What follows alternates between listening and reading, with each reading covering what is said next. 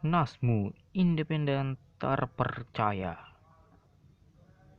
Banjir melanda Kabupaten Sopeng, Sulawesi Selatan, dan banjir tersebut membawa satu rumah warga. Dan seperti apakah videonya? Saksikan terus sampai habis. Sebuah rumah warga di Kabupaten Sopeng terbawa arus listrik. Maksud kami terbawa arus air.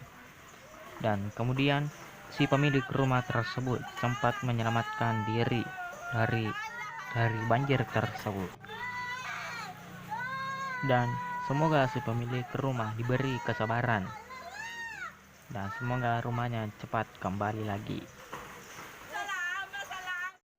Kemudian kita beralih ke Parepare.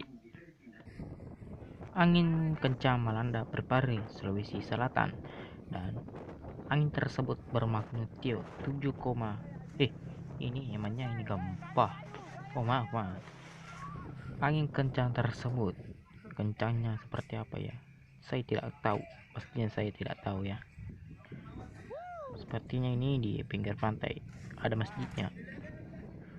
Itu awan mendung sekali, guys. Sini saya tidak tahu mau bicara apa lagi ya. Ya, kita lihat-lihat aja. Semoga anginnya cepat surut. Kalau surut itu air ya.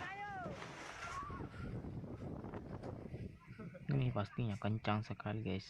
Wow.